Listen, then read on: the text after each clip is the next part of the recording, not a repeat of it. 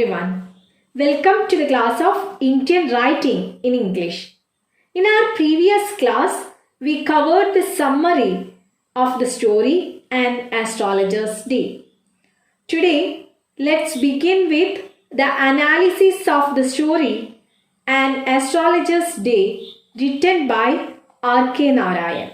An Astrologer's Day is a short story which deals with a day in the life of an ordinary but fake astrologer. The setting of the story is a town, Malgudi, which is located in South India near to Madras. It is not a story of contemporary times but pre-independence times. The story opens at the midday. This is the time when the astrologer opens his business. The writer describes how he begins his business. He removes all his professional equipment like cowries, shells, charts, palmyra writing, etc. He is also dressed typically like an astrologer to attract customers. His forehead is painted with sacred ash. His eyes are assumed to have a prophetic light by his customers. He wears a saffron turban. Thus, the astrologer presented himself so perfectly that he was consequently a point of attraction for all the people. Narayan vividly describes the way in which the astrologer's appearance and equipment lent him a quasi-supernatural presence. Although the author leaves no room for doubt that the astrologer is indeed a fraud, the description of him is so compelling that it is easy to see how people would be fooled into regarding him as more than a mere man. The astrologer is seated beneath a large tamarind tree near a road that leads through the town hall park. Around him is a marketplace with similarly fraudulent characters, including an auctioneer of cheap cloth and a man who sells the same fried food every day, but each day gives it a new luxurious name, such as Bombay ice cream. The path was the right place to carry on his business, as it was amply crowded with different trades and traders. Next to him sat a fried groundnut vendor, whose gaslight enabled him to carry on his business even after sunset. The lights in the marketplace flicker and dance from dozens of sources, creating a magical feeling, a feeling supported by the fact that the marketplace lacks the benefit of municipal lighting. All the vendors are in the practice of overselling their own value. Both the cloth vendor and the food seller create the illusion of luxury, while the astrologer creates the illusion of wisdom and power. Not the contrast of the astrologer representing ancient tradition with the town hall park representing modern administration. The astrologer was a shrewd person who hardly had any knowledge of astrology. He just made guesswork when people approached him. He tells people the things they want to hear. He had to work hard to earn his wages. He had run away from his native village since he didn't want to continue the traditional occupation of his forefathers, that is farming. He never had any plans to return to his native village. He was a mastermind at analyzing human mind and psychology. His strong perception made him diagnose the exact problem of his customers. His customers would finally leave satisfied. The astrologer has formed a working analysis of humanity's problems, being as they all relate to marriage, money, or messy human affairs.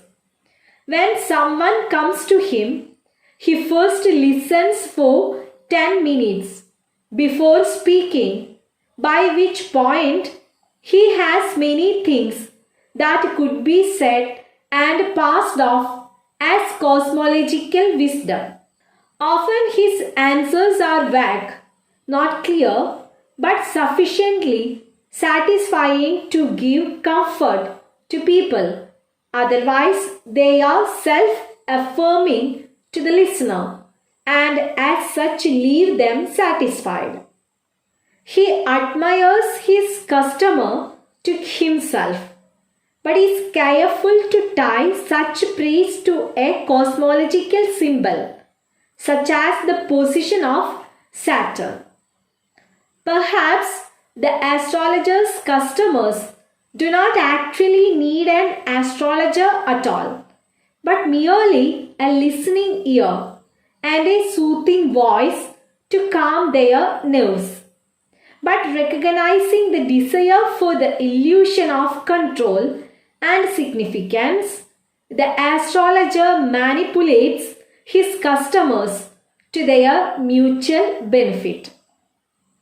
He closed his shop for the day when his neighbor groundnut venter blew out his light. On the day under description in the story, the groundnut venter left and the astrologer was picking up his wares when he located a man standing before him. There is no more light available to him save for a small shaft of green light that strayed to the ground in front of him. With the fading of the light, the astrologer has successfully upheld his cunning for another day. He perceived him to be his prospective customer. When the astrologer invited him, he posed a challenge before him and his astrological signs. Ironically, it is the astrologer's greed which brings him to an encounter that almost costs him both his false identity and his life. That the stranger blots out the light is significant, given that light throughout the story has signified the illusion of cosmic wisdom. The blocking of the light aligns with the stranger's skepticism. Skepticism means doubt that something is true. They have a deal between them. The man gave him an anna and asked the astrologer to answer his questions, and if he doesn't answer satisfactorily, he will have to return the anna with interest. Anna was an Indian money used in past. At the same time, if the astrologer can answer the questions satisfactorily, he would give him 8 annas. But if the astrologer fails, he would pay double amount, that it is 16 annas, to the man. Thus the deal was finalized between them. They had the dealings in darkness. When the stranger lit cheroot, the astrologer got the chance to see the stranger's face. Then suddenly the astrologer denied the challenge and requested the man to let him go. The man said that he will not let him give in. He holds him in his grip thereby making the astrologer shiver. Finally, the astrologer realized that he is trapped and has no chance of moving out. The man turned out to be a criminal by profession. The astrologer shivered and unwillingly accepted the challenge. The astrologer prayed to heaven. He started telling about some woman, but the man was not satisfied and stopped him. He had a single question, that whether he would get what he was searching for. The man promised the astrologer that if he is satisfied with his answers, he would pay him a rupee. The astrologer prayed a few incantations before replying. The astrologer began with his prophecies by saying to the man that you were left for dead in the past, and a knife has passed once on your chest. The man was excited at this information since he had really faced it. After he got wounded, he was thrown into a well nearby to die. A passerby saw him and rescued him, and that is how he was saved from dying. The man was waiting to revenge the culprit who had attacked him and was in search of the culprit who had tried to kill him.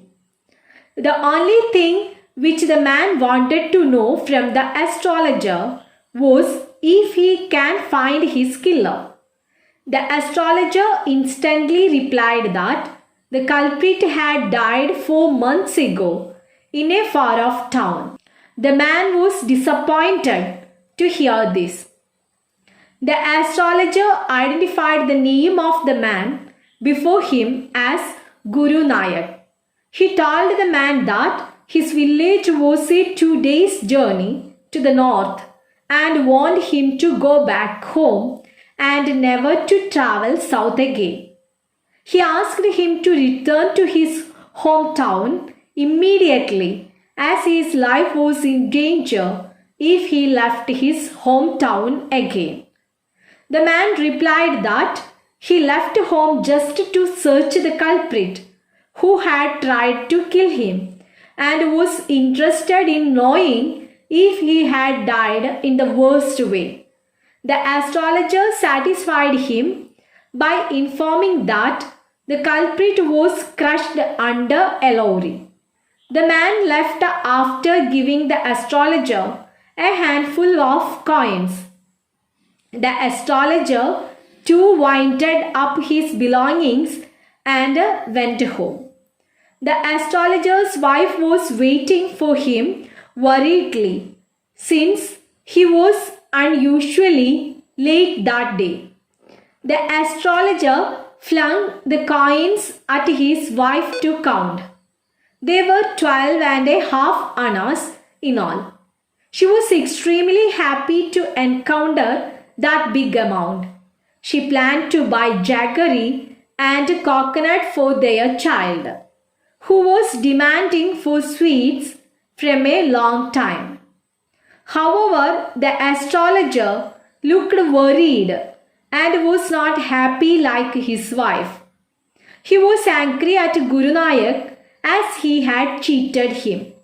He promised to give a rupee and actually gave only 12 and a half annas. After dinner, he shared the secret of his life with his wife. He said that a great burden of his life was gone that day. He always felt that he had killed Guru Nayak. So the astrologer had run away from his native village due to the fear of being accused as a murderer. He settled in Malgudi and married and decided that he would never return back to his native village. Actually, the man who tried to kill Guru Nayak was the astrologer himself. So he was able to make accurate predictions about him though he hardly knew astrology. The astrologer confessed to his wife that in his youth he was into bad company with Guru Nayak. He drank, gambled, and quarrelled badly one day and had a fight and had almost killed Guru Nayak. This is how life, with its unpredictable twists and turns, had created an astrologer out of a wanderer. His wife is shocked at the revelation that her husband once attempted murder, but the astrologer dismisses his crime as the folly of youth. Though it could be surmised earlier, his wife's response to the money confirms that their family is quite poor. The astrologer is also quite petty for a holy man, cursing Guru Nayak that his large sum of money wasn't large enough, rather than being thankful for escaping with his life. When the astrologer reveals his past crime, his wife is shocked, but he does not seem to understand the severity of what he has done. He is satisfied merely in the fact that he is not a true murderer and goes to sleep a thoroughly false and hypocritical man. He has destroyed any opportunity for an honest, authentic life. I hope all of you have enjoyed the story An Astrologer's Day, written by R.K. Narayan. Now we are going through the character analysis. Who are the characters in this fiction? We know it well. There are three main characters in this fiction.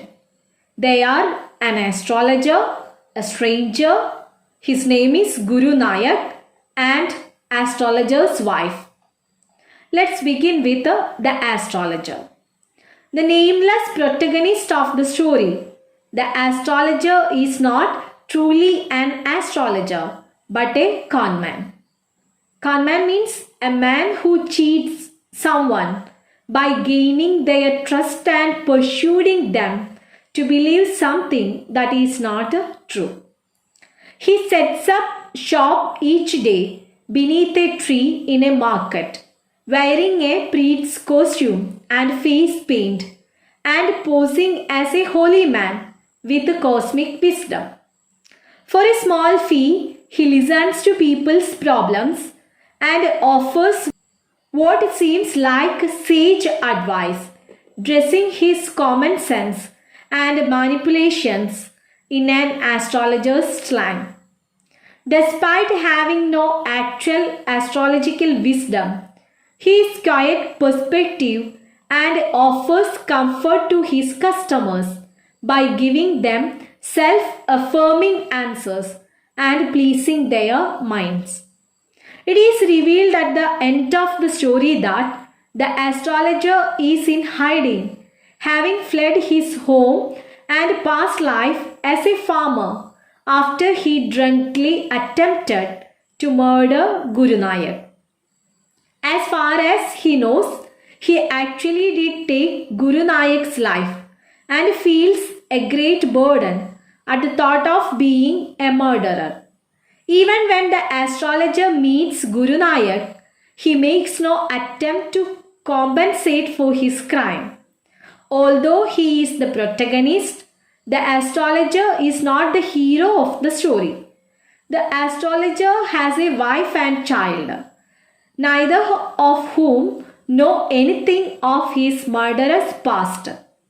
But at the end of the story, he reveals this to his wife. Next character is Guru Nayak. Guru Nayak is the man whom the astrologer tried to murder several years before the story takes place. Very little is said about Guru Nayak, other than that he has left his village and gone searching for the man who tried to kill him. Guru Nayak is introduced merely as an aggressive stranger who is immediately doubtful of the astrologer and his supposed wisdom.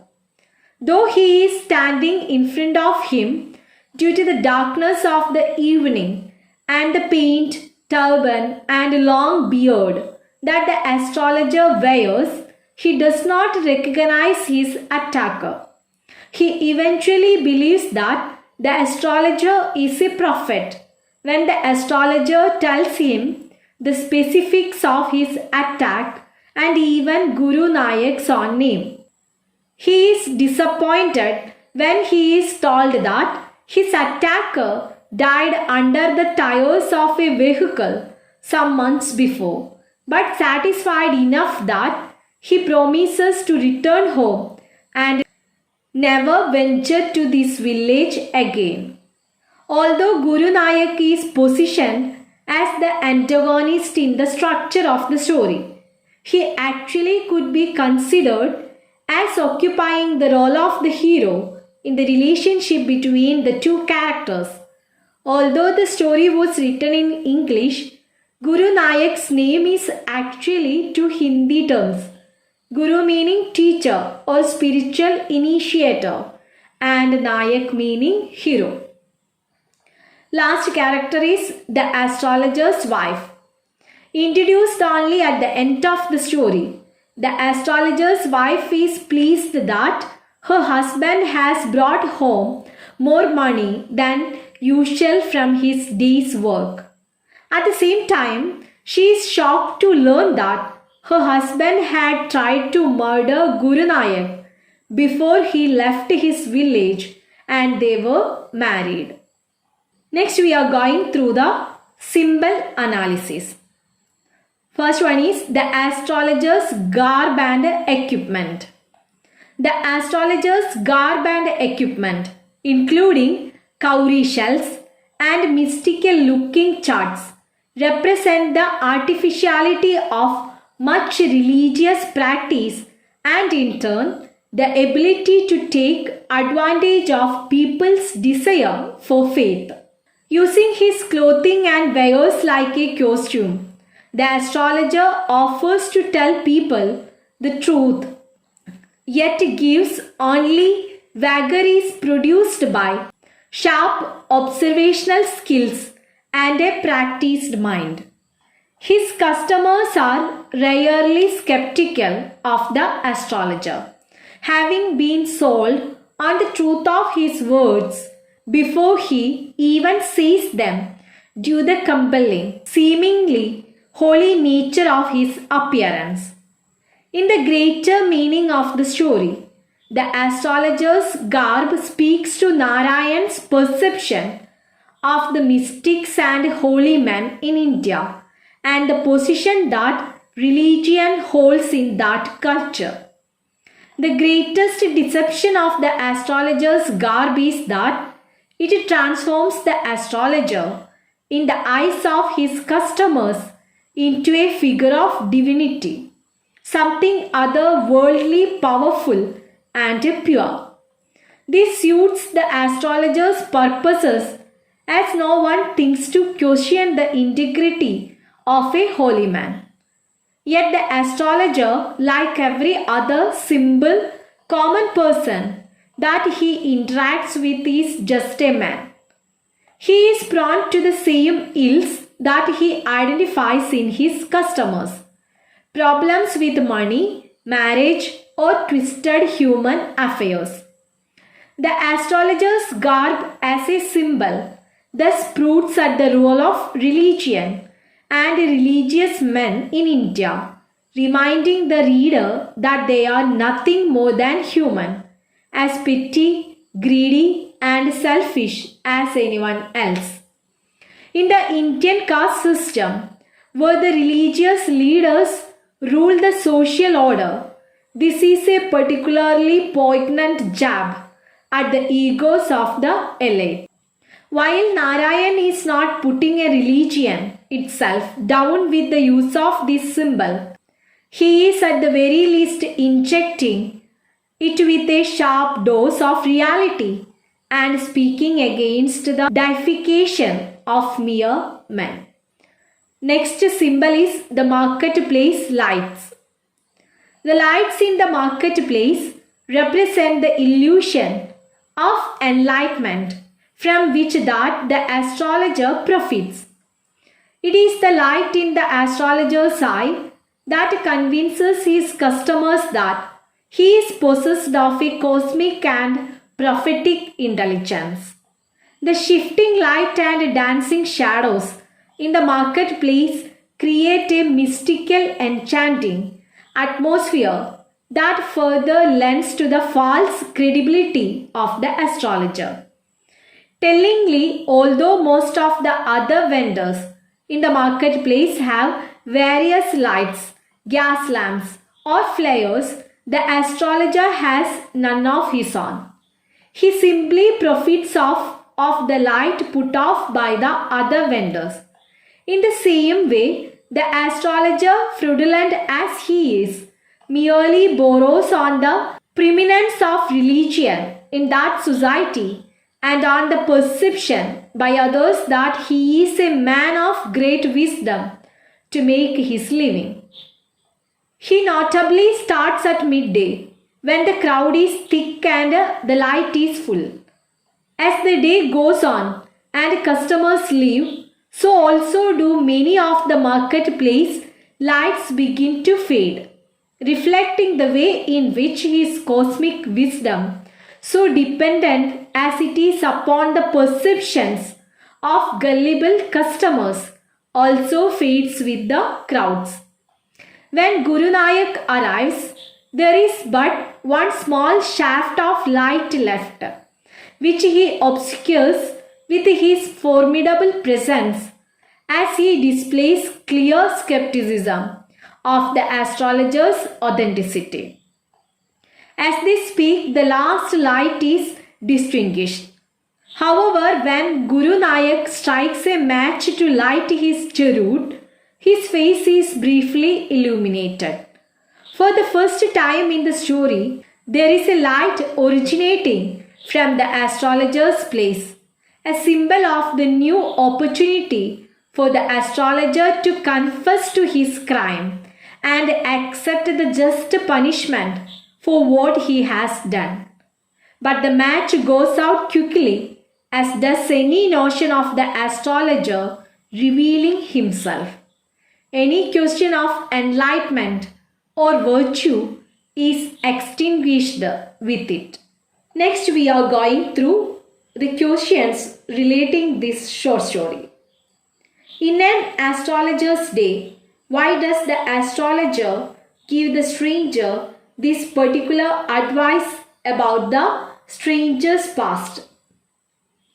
What is the irony of the story An Astrologer's Day? Describe the role of fate and chance in the story An Astrologer's Day.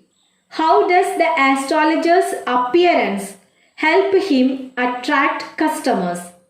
How does he help the customers satisfy their needs? How do you characterize the astrologer's attitude towards the stranger? What details does the astrologer give the stranger about his past? Why does he advise the stranger to go home immediately? Last question, describe the place where the astrologer set up his daily business. All of you please go through this short fiction, An Astrologer's Day, written by R.K. Narayan. We will start the new chapter in our next class. Take care, stay at home. Thank you.